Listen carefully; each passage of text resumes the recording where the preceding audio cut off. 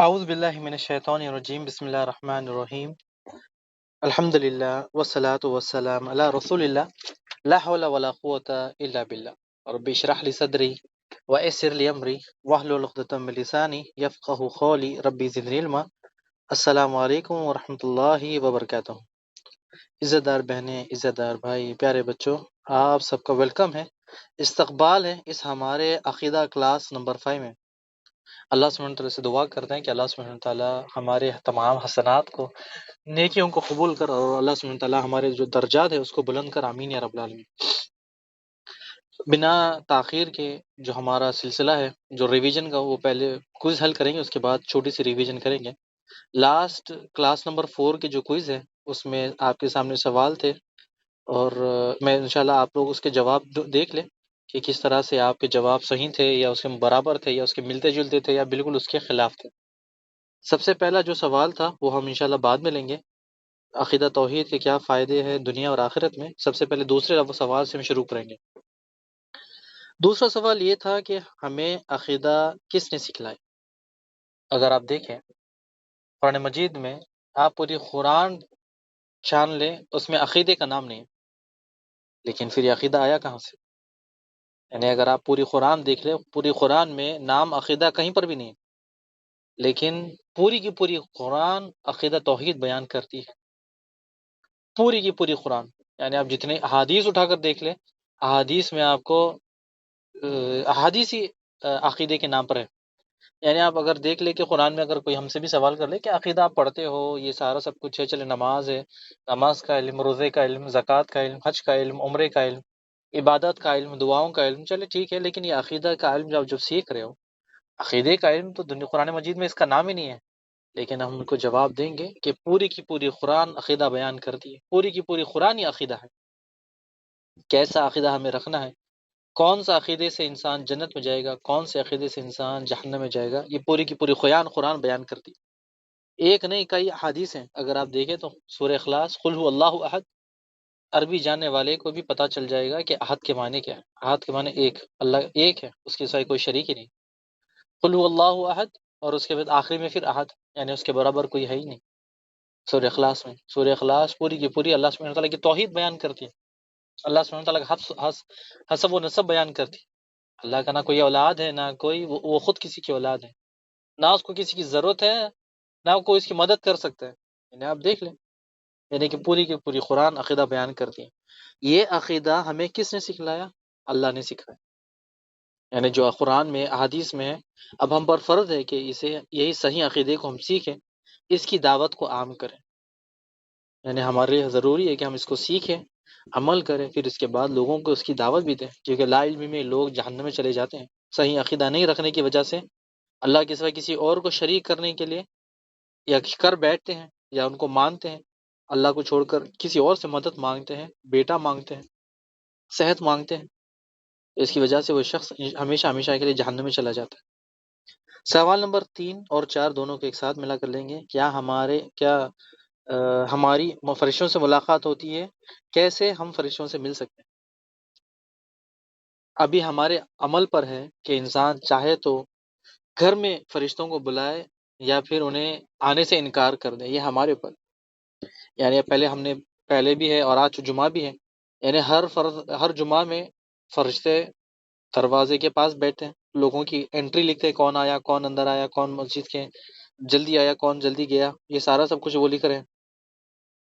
اب یہاں پر دیکھیں کہ یہاں پر جمعہ میں ہے، لیکن عام معمول میں، یعنی دنیا میں کہیں بھی اللہ سبحانہ تعالیٰ کا ذکر ہوتا ہے، قرآن و حدیث کی مجالس لگتے ہیں، لوگ قرآن و حدیث کو سننے کے لیے بیٹھتے ہیں، وہاں پر اللہ سبحانہ تعالیٰ کی یہ مخلوق آ جاتی ہے، اور آ کر بیٹھ کے ہمارے ساتھ ساتھ وہ بھی اللہ کا ذکر سنتے ہیں، اور پھر جب ختم ہوتا ہے تو پھر یہ آپ سب کو پتہ ہے، یعنی جہاں اللہ سبحانہ تعالیٰ کی مرضی ہے، وہ اپنی اللہ کی مرضی کے مطابق وہ جاتے ہیں، یعنی جہاں اللہ کی مرضی وہیں پر جاتے ہیں، اور جہاں پر اللہ کی ناراضگی ہے وہاں پر وہ قدم بھی نہیں رکھتے۔ اور جب وہ فرشتے نہیں آتے، یعنی ایسی دعوت، ایسی محفل، ایسا فنکشن، ایسی پارٹی جہاں اللہ سبحانہ تعالیٰ کی ناراضگی ہے، اور وہاں پر یہ فرشتے نہیں آتے، تو ان کے بدلے شیطان آ جاتے ہیں۔ آپ سب کو پتہ ہے شیطان کا کام کیا ہے؟ لڑانا، حسد، جلن، یہ چیزیں لوگوں کے بیچ میں ڈالنا، لوگوں کو ایک دوسرے سے لڑانا، ایک دوسرے کا تکبر کروانا، اس کے بعد دین سے ان کو دور کر دینا، یہ تمام چیزیں آپ سب کو پتہ ہے کہ جب انسان اللہ سبحانہ وتعالیٰ کی مرضی مطابق کام نہیں کرتا، اپنی مرضی سے کرتا ہے، تو پھر اللہ کے نورانی فرشتے وہاں نہیں آتے، اللہ کی رحمتیں وہاں برستی نہیں، اور پھر وہاں پر شیطان آ کر بیٹھ جاتا ہے، بس جاتا ہے۔ یعنی اگر آپ دیکھ لیں کہ آپ کے کسی گھر میں میوزک، یہ سارا سب کچھ زور زور سے چلتا ہے، تو سمجھے وہ انسانوں کا گھر نہیں ہے، وہ شیطانوں کا بسیرا ہے۔ رسول اللہ صلی اللہ علیہ وسلم فرماتے ہیں شیطان کو موسیقی بہت زیادہ پسند ہے، یعنی جب موسیقی جب بجتی تھی، آپ صلی اللہ علیہ وسلم کان میں ہاتھ ڈال کر زور سے تیزی سے بھاگتے تھے کہ اللہ کا عذاب یہاں پر آئے گا۔ لیکن آج لوگوں کے گھروں میں، دعوتوں میں، پتہ نہیں کہاں کہاں پر موسیقی زور زور سے بجاتے ہیں، تو یہ شیطانوں کا بسیرا ہے۔ یہاں پر تو فرشتے دور دور تک نہیں آتے، اللہ کی رحمت نہیں آتی۔ آپ کتنے بھی قرآن پڑھ لیں، کتنا بھی ذکر کر لے، یہ ایسی مجالس میں جہاں پر یہ اللہ سبحانہ تعالیٰ کا ناراضگی والے عمل کرتے ہیں، وہاں پر تو فرشتے چھوڑے، وہ شیطانوں کی محفل ہوتی ہے وہاں پر۔ اب ہمارے اوپر جب یہ مجالس، ایسی مجالس آ گئی، یعنی جس طرح علم کی مجالس، قرآن کی مجالس، احادیث کی مجالس، یا اللہ کے ذکر کی مجالس، تو ہم ایسی مجالس میں جائے، علم سیکھیں جو اللہ سبحانہ تعالیٰ نے ہمیں دیا۔ جب وہاں پر جائیں گے تو فرشتوں سے ملاقات ہوگی۔ ہم فرشتوں کو نہیں دیکھ سکتے، لیکن فرشتے تو ہمیں دیکھ سکتے ہیں، وہ ہمارے ساتھ بیٹھے ہیں، ابھی بھی شاید آپ کے بغل میں، میرے بغل میں بیٹھے ہوں گے۔ جب اللہ کے رسول نے فرما دیا کہ جب اللہ کا ذکر ہوتا ہے، جب قرآن و سنت کی بات ہوتی ہے، جہاں اللہ سبحانہ تعالیٰ، اللہ اس کے رسول کی بات چلتی ہے، فرشتے آ جاتے ہیں اور بیٹھ جاتے ہیں اور اللہ کا ذکر سنتے رہتے ہیں۔ جب وہ ذکر سنتے رہتے ہیں، اس میں مشغول ہو جاتے ہیں، جب علم کی مجالس ختم ہو جاتی ہے، فوراً اپنے رب کی طرف جاتے ہیں رپورٹ دینے کے لیے کہ اللہ آج 26 تاریخ ہے، عصر کی نماز کے بعد، یعنی ہمارے پاس تو عصر سے پہلے، آپ کے پاس کئی ملکوں، کہیں کہیں جگہ پر تو عصر کی نماز ہو گئی، تو عصر کے بعد تیرے نیک بندے، تیری نیک بندیاں علم سیکھ رہے تھے، وہ عبداللہ، وہ فاطمہ، وہ محمد۔ اللہ سبحانہ تعالیٰ کو ان چیزوں کے بارے میں پتہ ہے، لیکن پھر بھی فرشتے جا کر رپورٹ کرتے ہیں کہ اللہ یہ بندہ یہاں پر تیرا بندہ علم سیکھ رہا تھا۔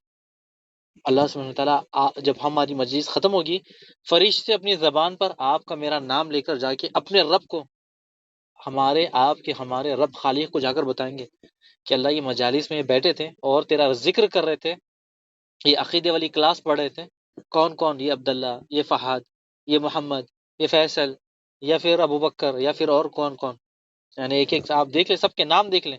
یعنی آپ جتنے آج سن رہے ہیں، آپ لوگ جن کے کانوں میں میری آواز جا رہی ہے یا پھر بعد میں جائے گی، جب وہ بعد میں سنیں گے، جب یہ سنیں گے تو فرشتے سنیں گے ان کے ساتھ، اور جا کر اپنے رب کو، یعنی آپ کے ہمارے رب کو جا کر بتائیں گے کہ اللہ تیرا بندہ، تیری بندی یہ کام کر رہے تھے۔ سوال جو نمبر پہلے ایک تھا، دنیا و آخرت میں امن، رشد و ہدایت، یعنی عقیدہ توحید کے کیا فائدے ہیں دنیا اور آخرت میں۔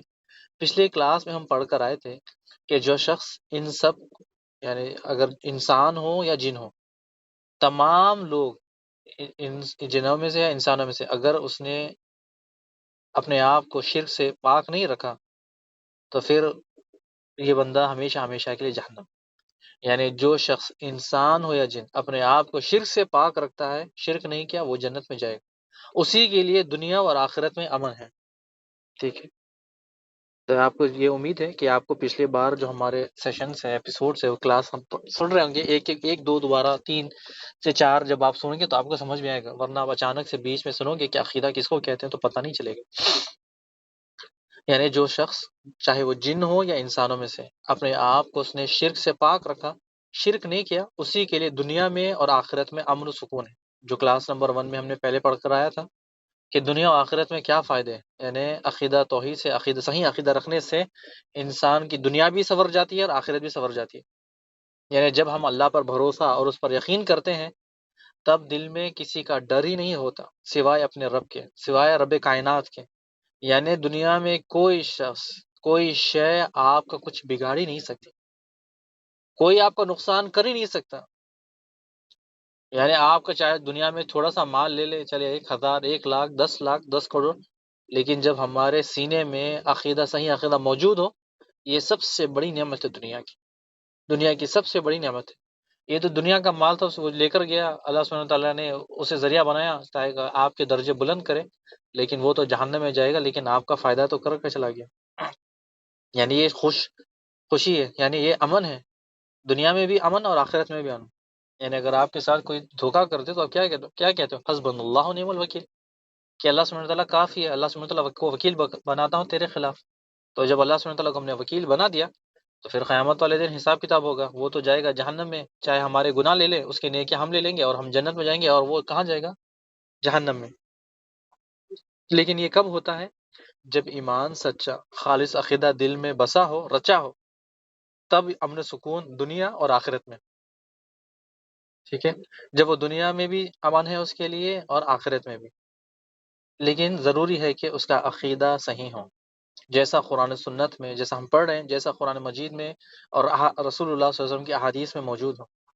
یعنی دیکھیں دنیا میں بھی اس کے لیے امن و سکون، اور جب مر جاتا ہے، مرنے کے بعد وہ خبر میں جاتا ہے تو اس کے لیے امن و سکون ہے۔ کیوں امن و سکون ہے؟ کیونکہ اس کی جو زندگی تھی اس نے صحیح عقیدے پہ گزار کرائی۔ جب خبر سے اٹھے گا اس کے لیے امن و سکون ہے، تو خبر سے اٹھ کے کہاں جائے گا؟ حشر کے میدان، قیامت والے دن۔ قیامت سے پہلے اس کو یاد آ جائے گا کہ میں نے دنیا میں جتنے لمحات گزارے میرا عقیدہ بالکل صحیح درست تھا۔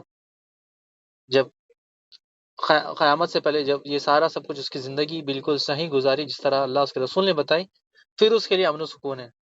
آخر جب قیامت کے بعد کیا ہے؟ ہمیشہ ہمیشہ کے لیے سکون و جنت، ہمیشہ ہمیشہ کے لیے سکون و جنت۔ یعنی تب یہ ہمیں حاصل ہوگا جب ہم علم سیکھیں گے، پڑھیں گے، عمل کریں گے۔ ورنہ ہم کہتے ہیں، آپ سنتے ہو، آپ کا کچھ اور راستہ اور ہمارا کچھ راستہ، نیکی کا راستہ آپ کہتے ہو کہ ہاں یہ نیکی کا راستہ ہے، لیکن برائی بھی کرتے ہو ساتھ، شرک بھی کرتے ہو ساتھ، یا اور بھی گناہ کے کام کرتے ہو تو ساتھ، پھر دیکھ لے کہ ہمارا ایمان کہاں پر ہے اور ہمارا عقیدہ کیسا ہے۔ ہم جو کہتے ہیں، یعنی جو ہم پڑھتے ہیں، جو ہم سیکھتے ہیں، اس پہ عمل کرنا ضروری ہے، چاہے وہ بات ہمارے ماں باپ کے خلاف چلے جائے، یا حکمران کے خلاف چلے جائے، یا کہیں پر بھی اور چلے جائے۔ ہمارے لیے ضروری ہے کہ اللہ سبحانہ تعالیٰ نے جو عقیدہ ہمیں سکھلایا ہے ہم اسی عقیدے پر چلیں۔ ہماری ایک روٹین بن جائے کہ جو عمل ہمیں کرنا ہے، جس سے اللہ خوش ہوتا ہے وہ کرنا ہے، جس سے اللہ ناراض ہوتا ہے اسے ہمیں چھوڑ دینا ہے۔ اب اگر دیکھ لیں کہ اگر ہمارا دل و دماغ کلاس کے سنتے سنتے غائب ہو جاتا ہے، یعنی ہم یاد تو ہے، ٹھیک ہے، عقیدے کی کلاس آج 5 نمبر کلاس ہے، تاریخ 26 ہے، لیکن کیا پڑھا آدھا سے زیادہ یاد نہیں ہوتا، یعنی ہمارا دماغ کہیں گھوم رہا ہے، کچھ لے لیا، کچھ چھوڑ دیا، کچھ فائدے کا تھا تو عمل کر لیا، کچھ نقصان دے تو چھوڑ دیا۔ اس کا مطلب یہ دلالت کرتی ہے کہ ہمارا ایمان کمزور ہے۔ ہمارے لیے ضروری ہے کہ ہم پورا فوکس کلاس پہ رکھیں۔ اگر ٹھیک ہے، چلے کلاس کے دوران فون آ جاتا ہے، کچھ کام ہے یا پھر اور کوئی مجبوری ہے، بچے ستا رہے تو کلاس کو آپ دوبارہ سن لیں۔ کوئز اسی لیے تو چلتے ہیں، کوئز آپ کو کوئز اسی لیے دیتے ہیں کہ کلاس آپ دوبارہ سنیں، تاکہ آپ کو پتہ چلے، فوکس ہو کہ آپ کیا کر رہے ہو۔ آج کی جو کلاس ہے، کلاس نمبر 05 اسٹارٹ کرتے ہیں۔ ہمارا ٹاپک چل رہا تھا صحیح عقیدہ جو ہم اپنائیں گے تو اس سے دنیا اور آخرت میں کیا فائدے ہیں۔ پچھلے کلاس میں ہم نے پڑھا تھا کہ دنیا اور آخرت میں جو سکون ہے، یعنی دنیا اور آخرت میں اس سے سکون ہے صحیح عقیدے کی وجہ سے، رشد و ہدایت ہے، یعنی ہدایت کا راستہ ہے۔ تیسرا عذاب نجات، عذاب نجات یعنی عذاب سے بچ جائے۔ آپ سب جانتے ہیں کہ ایک حدیث کہ ہم پہلے بھی پڑھ کر آئے ہیں، حقوق اللہ، حقوق العباد، یعنی اللہ کے حقوق اور انسان کے اوپر ایک دوسرے کے حقوق۔ اب یہاں پر دیکھیں کہ سب سے دو چیزیں یہاں پر، کہ ایک ہے اللہ کے حقوق، دوسرا بندوں کے حقوق، ایک تیسرا چیز ہے کہ بندوں کا اللہ پر حقوق۔ ٹھیک ہے، یہ تین چیزیں ہم پہلے پڑھ کر آئے ہیں۔ سب سے پہلے اللہ کا حق، میں آسان شارٹ میں بتا دوں، سب سے پہلے اللہ کا حق بندوں پر، دوسرا بندوں کا حق بندوں پر، تیسرا بندوں کا حق اللہ پر۔ سمجھ آیا؟ یعنی بندوں کا حق اللہ پر، یہ کون سا حق ہے؟ ہمارا حق اللہ کے اوپر۔ آئے اس کو جانتے ہیں انشاءاللہ آرام سے، آپ کو کوئی اگر سمجھ میں نہ آئے تو ہم سے سوال کریں۔ تین حقوق، یعنی سب سے پہلا ایک حق کہ اللہ کا بندوں پر حق، دوسرا بندوں کا حق بندوں پر، تیسرا ہمارا حق اللہ کے اوپر۔ صحیح بخاری کی حدیث ہے، حدیث نمبر 2856، معاذ بن جبل رضی اللہ تعالیٰ عنہ رسول اللہ صلی اللہ علیہ وسلم کے ساتھ سفر کر رہے تھے۔ آپ صلی اللہ علیہ وسلم نے پوچھا، اے معاذ، کیا تمہیں پتا ہے اللہ کا حق بندوں پر کیا ہے اور بندوں کا حق اللہ پر کیا ہے؟ تو بعض رضی اللہ تعالیٰ عنہ فرماتے ہیں کہ اللہ اس کے رسول زیادہ جانتے ہیں.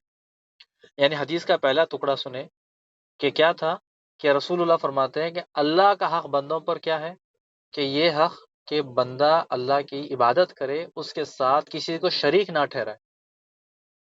یعنی اللہ کا حق بندوں پر کہ وہ اللہ کی عبادت کرے، اس کے ساتھ کسی کو شریک نہ ٹھہرائے. حدیث کا دوسرا ٹکڑا، بندوں کا حق اللہ پر، جو بندہ اللہ کے ساتھ کسی کو شریک نہیں ٹھہراتا، کسی کو پارٹنر نہیں ٹھہراتا، اللہ سبحانہ وتعالیٰ اسے عذاب نہ دے.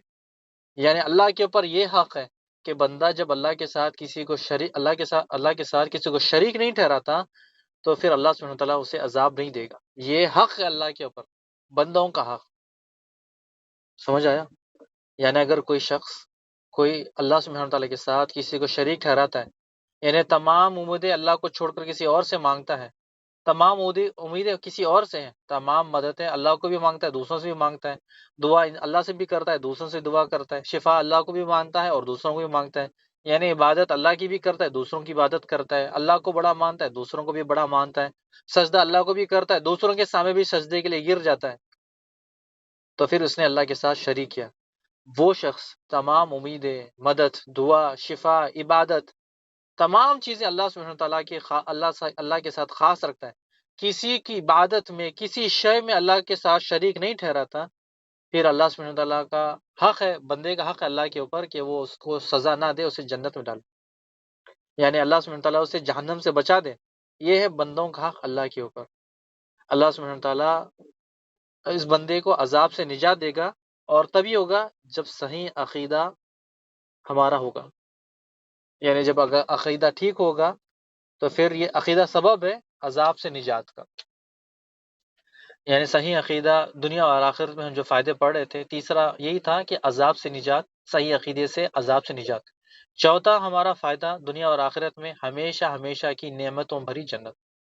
اب آپ دیکھیں، یہ بات غور کرنی ہے کہ ہر انسان کی خواہش ہے، چاہے مسلمان اور جو دوسرے بھی، جو دوسرے درہم کے یا دوسرے مذہب کے ماننے والے، ان کی بھی جو جنت پر یقین رکھتے ہیں. یعنی وہ نماز پڑھتے ہیں، ہم مسلمان کی بات کرتے ہیں، چاہے وہ نماز پڑھتے ہیں یا نہیں پڑھتے، روزے رکھتے ہیں یا نہیں رکھتے ہیں، عبادت کچھ کرتے ہیں، کچھ کچی عبادت، کچھ پکی عبادت، یعنی ایمان کا ان کا تھوڑا کم ہے یا پھر زیادہ. یعنی ہر کسی کی یہ خواہش ہوتی ہے کہ وہ ہمیشہ، یعنی آخرت میں وہ ہمیشہ ہمیشہ کے لیے جنت میں چلے جائیں. یعنی چاہے وہ نماز پڑھتا ہو یا نہ پڑھتا ہو، روزے رکھتا ہو یا نہ رکھتا ہو، کوئی عبادتیں کرتا ہو یا نہ رہتا ہو، لیکن اس کا یہ خواہش ہوتی ہے دل میں کہ وہ جنت میں جائے.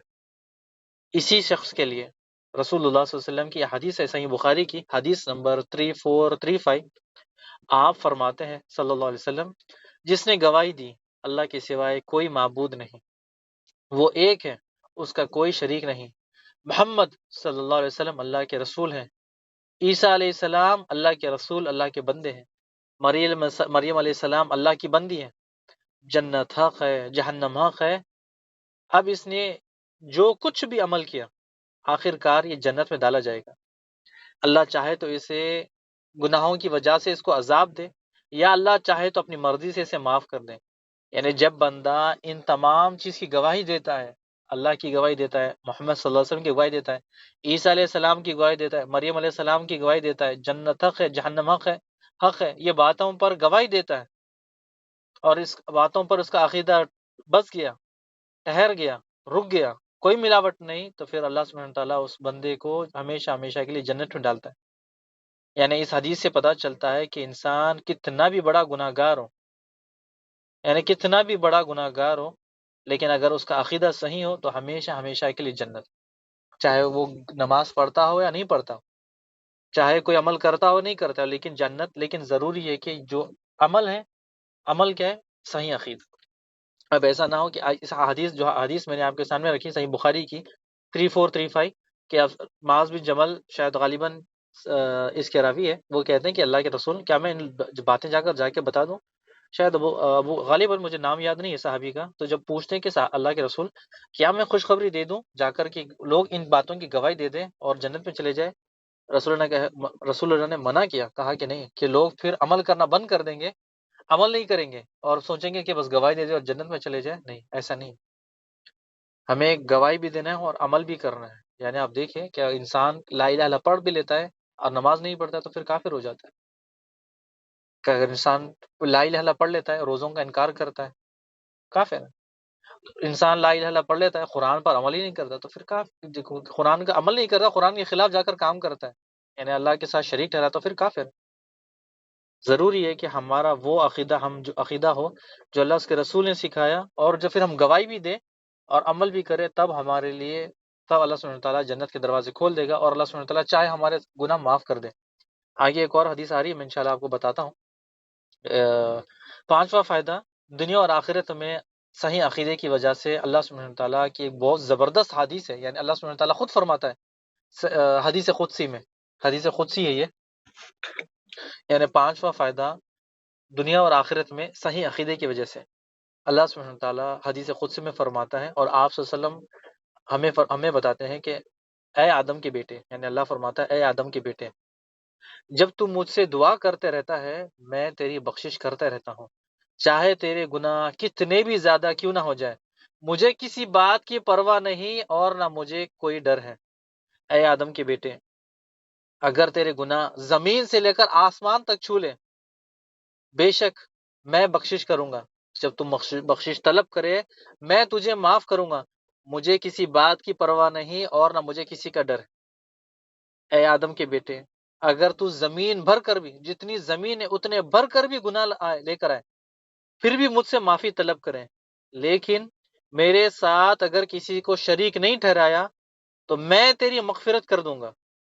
یعنی دیکھیں کتنی زبردست احادیث ہے صحیح عقیدہ رکھنے سے. یعنی اللہ سبحانہ وتعالیٰ خود فرماتا ہے کہ زمین سے لے کے آسمان تک تمام گناہ اللہ سبحانہ وتعالیٰ معاف کر دے گا، تمام گناہ، چاہے کچھ بھی گناہ اس نے کیا ہو. اس احادیث سے کیا پتہ چل رہا ہے کہ کوئی بھی گناہ، زمین سے لے کے آسمان تک ہر گناہ، لیکن اگر شرک ہے تو پھر اس کی کوئی معافی نہیں. یعنی صحیح عقیدہ ایسا زبردست عمل ہے جس سے تمام گناہ معاف ہو جاتے ہیں، چاہے چھوٹے ہو یا بڑے، تمام گناہ. یعنی صحیح عقیدہ اتنا طاقتور ہے کہ دیکھیں ہمارے تمام گناہ چھوڑ کر ہم کہاں جا رہے ہیں؟ جنت میں. یعنی جو پانچواں فائدہ ہے ہم جو پڑھ رہے ہیں، گناہوں کی بخشش. کیسے گناہوں کی بخشش؟ صحیح عقیدے کی وجہ سے. چھٹا فائدہ، یعنی فائدہ دنیا و آخرت میں اسی صحیح عقیدے کی وجہ سے قیامت والے دن محمد صلی اللہ علیہ وسلم کی ہمیں شفاعت ملے گی. یعنی اسی کی وجہ سے. ابو ہریرہ رضی اللہ تعالیٰ کی حدیث ہے، صحیح بخاری کی حدیث نمبر 99.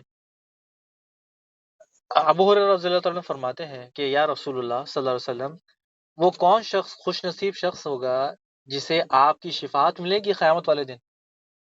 تو رسول اللہ فرماتے ہیں قیامت والے دن میری شفاعت کا مستحق وہ شخص ہوگا، میری شفاعت اس شخص کو ملے گی جس نے دل سے خالص ہو کر لا الہ الا اللہ پڑھا. یعنی خالص کا مطلب لا الہ الا اللہ کو دل سے پڑھنا ایک اور تسبیح پھیرنا نہیں ہے. خالص ہو کر مطلب لا الہ الا اللہ پڑھ لینا، اس کے بعد لا الہ الا اللہ کے تقاضے پورے کرنا.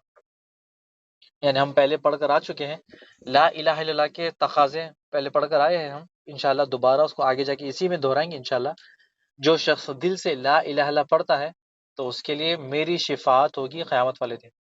یعنی وہ شخص نہیں جو صبح شام لا الہ الا اللہ کی تسبیح پھیرتا رہتا ہے، صرف اس کی زبان پہ لا الہ الا اللہ لا الہ الا اللہ، نہ لا الہ الا اللہ کے معنی جانتا ہے، نہ لا الہ الا اللہ کو سمجھتا ہے، نہ لا الہ الا اللہ کا اس کا مطلب معلوم ہے، بس لا الہ الا اللہ پڑھتے رہتا ہے اور پڑھنے کے ساتھ ساتھ اللہ کے ساتھ شریک بھی، اللہ کے ساتھ کسی اور کو بھی شریک کرتا ہے. یعنی یہ اپنے آپ کو دھوکہ دیتا ہے، سمجھتا ہے کہ میں لوگوں کو دھوکہ دے رہا ہوں، اللہ کو دھوکہ دے رہا ہوں، لا الہ الا اللہ پڑھ لوں اور 7 گناہ معاف، یعنی کتنے بھی قتل کر رہا ہوں سارے گناہ معاف. یعنی یہ دھوکہ اللہ کو نہیں اپنے آپ کو دے رہا ہے. یعنی خود یہ دھوکے میں ہے کہ کہتا ہے کہ میں، جو حدیث تو آپ نے سنی بھی ہوگی کہ جس شخص نے لا الہ الا اللہ پڑھ لیا وہ جنت میں جائے گا، لیکن یہ ہے کہ لا الہ الا اللہ کو پڑھنا بھی ہے، اس کے تقاضے پورے بھی کرنے ہیں. تقاضے ہم انشاءاللہ آگے کر کے، آگے پہلے بھی پڑھ کر آئے وہ انشاءاللہ دوبارہ پڑھیں گے. لیکن یہ ہے کہ ہم کتنی بھی تسبیح پڑھ لے، کتنے بھی گناہ کر لے، سب کچھ کر لے، اس کے بعد کہیں کہ ہم لا الہ الا اللہ جنت میں جائیں گے، نہیں. لا الہ الا اللہ خالص دل سے. خالص دل کا مطلب کہ یہ نہیں کہ بس دل سے لا الہ پڑھ لیا ختم، یہ نہیں. خالص دل کا مطلب کہ اس بات کا عقیدہ رہنا کہ اللہ سبحانہ تعالیٰ کے سوائے کوئی نہیں معبود، تو پھر ایسے شخص کے لیے رسول اللہ صلی اللہ علیہ وسلم کی شفاعت حاصل ہوگی قیامت والے دن۔ ساتواں بڑا فائدہ جو دنیا اور آخرت میں ایک صحیح عقیدہ رکھنے کی وجہ سے سعادت مطمئن زندگی، یہ ایک سمجھنے والا موضوع ہے۔ اسے میں اگر کوشش کروں اس کلاس میں لینا ناممکن ہے، کیونکہ یہ بہت بڑا موضوع ہے، یعنی سعادت مطمئن زندگی۔ یعنی اس کلاس میں اس کو لیں گے تو یعنی ہمارا کافی وقت لگ جائے گا، لیکن میں مختصر بتا دوں، انشاءاللہ اگلی کلاس میں لیں گے۔ مجھے آپ کو سمجھانے کے لیے اسے انشاءاللہ آپ کو کوئی مثالیں دوں گا، تاکہ بتانے کے لیے کہ مطمئن زندگی، آرام والی زندگی دنیا میں کیسی ہے۔ یعنی صحیح عقیدہ رکھنے کی وجہ سے دنیا اور آخرت میں فائدہ ہے، مطمئن زندگی، سعادت مطمئن زندگی۔